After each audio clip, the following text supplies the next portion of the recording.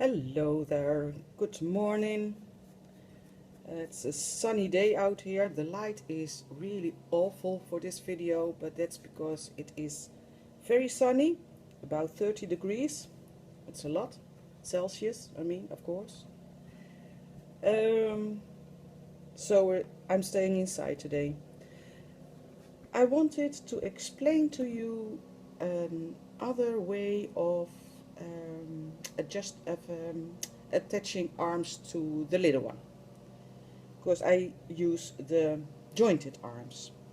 Now with the big one, that's not an option for me, because when children play with the big one and they hold her doll by the arm, you can imagine that gives some problems, could give some problems. Anyhow, I don't do it. I want them as strong, as firmly as possible, and very playable. So, but with the small ones, that's perfectly fine. There is no need to be afraid that it comes off, because the weight of a small one is far more less than of a big one. Okay, so for those of you who already purchased the pattern, I did send you a supplement or attachment, just how you call it, through Etsy, so you can find it over there. And for those of you who consider purchasing my pattern, I adjusted it so there's a new pattern available on Etsy. For the YouTubers who are watching, my patterns are available on Etsy, and the link is in the description box down below. Okay, now when you cut out two pieces of 4 arms, 4 times to make 2 arms, and you stitch them, you leave a little bit open, of course. I do it at the behind, at the back arm, back upper up arm, and leave this space open and stitch all around. So you stitch the top 2, of course, and leave this piece open. That's to stuff. And then you lay 2 pieces in front of you, and you're going to glue 2 pieces of leather in the top of the arm, and you do that in mirror, of course, because when you do 2 exactly the same arms, you have a problem. You have to make 4 other arms to make 2 sets. So you see my thumbs are sticking out both to the outside and out to the inside. But when I glued my little leather piece over here, then you can see I would have a problem, because that leather piece is going to be next to the body. It's to secure your stitches and your fabric. Otherwise it would be too vulnerable. Now I use leather that is not that stiff, but it is general leather. It's very thin. I think it's called suede. So there is a difference between suedine fabric and suede leather, and I recommend a piece of leather that is that's not too stiff, so you can go with your needle through it. So when you did that and you glued it on, and you have to wait until it's completely dry, of course, then you turn them around, you stuff them, and you close that little seam that you left open to stuff. Then you take your doll that is ready, of course. Just the arms are, let me see whether I have 2 correct arms. Yes, I have. Sometimes it's difficult to see, but I have. It is difficult to see where that leather piece is, but if you look carefully, you can see that here is a dark shadow, that is that leather piece, and here it is not. So this is going to be the outside, and that is going to be the inner side, and with the other arm just the opposite. I did try this on once, but then I thought about doing a tutorial, so I took it off. Then you're going to eyeball where you want your arms. Let's turn her around to make it more easy for you to see. Then I have to turn my arms around too. Whoa, this is complicated. Okay, and you're going to visualize where you want them to come, and you can push a bit. Remember that when you want to do jointed arms, you have to stuff her body as firmly as you can. You have to do that anyway, but especially with jointed arms, because you're going to push them inside. Okay, so you eyeball where you want those arms to be. Now this is a bit funny in the camera, but I can assure you it looks normal.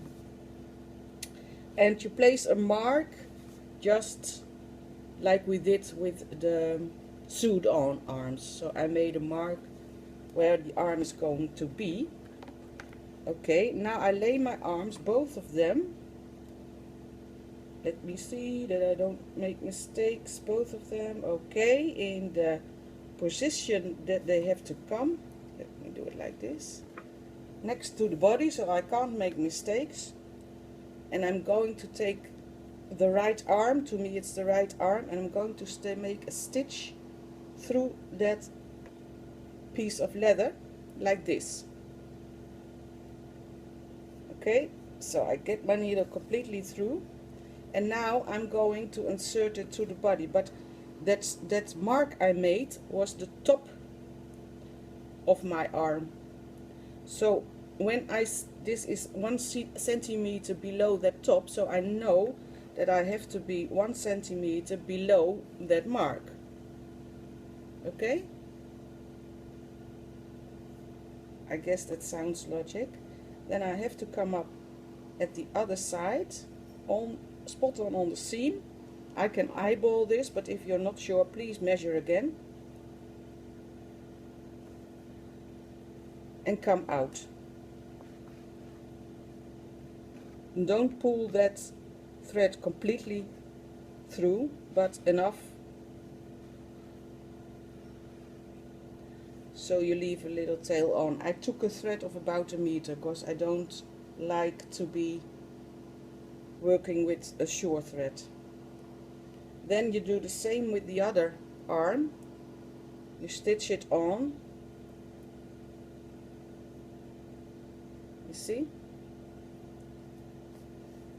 Take your needle through and go back. I hope you can see this. Go back. Let me do it like this. At the same place, just 1 millimeter next to where you came out, and then across and come out. Maybe I'm lucky and it works from left to right with my left hand. Hooray, it did. And come out at that spot where you went in, 1 millimeter next to it, and pull your needle through. Okay, completely through. Then I'm going to take a stitch in that arm again. Whoa. Again, I hope it's clear, because it's very difficult to explain and to show you without my doll going crisscross through the video. So like this, pull my needle through, get in on the same spot, come out on the same spot, get a stitch on this again. This time I do it vertical, that time I did it horizontal. That's not rocket science, but it is what I'm used to do. Now make sure that your arms are already a bit to the body, not yet tight, you didn't pull really hard on those strings or the thread, go back at the same spot, come out at the same spot. Not exactly the same, of course, but a millimeter next to it. And now I'm taking my needle off. And now I'm going to pull those arms to the body by making a knot, of course. And now I'm pulling really tight until I am satisfied. And that's different for everybody. You're just going to look and to look whether you think you are next to the body like you want it. This is what I like. Very firm to the body. I stuffed her well. So she is going to look like this. Here are your threads. And I'm going to give her her final knot. Again, excuse me that it's looking a bit messing around, but that's the only way I can do it. So again, a knot and another knot, just to be sure. I'm not going to cut those threads near the knot, you know, don't do that. It's the danger that it comes loose is you make that too big. Just stitch those threads away to the back or to the front, that doesn't matter, and then cut them off. So you will be sure that the knot is not coming off. Then she's going to look like this. This is just what I want. So I have no buttons here. It feels very tight because these arms you need to fill completely and not loose at the end, of course, but fill them completely and very firm. So you have a couple of shoulders. And I guess this is how this little one is going to look with a red head. Okay, now if there are any questions, you know where to find me. And happy crafting and enjoy your day. Bye bye.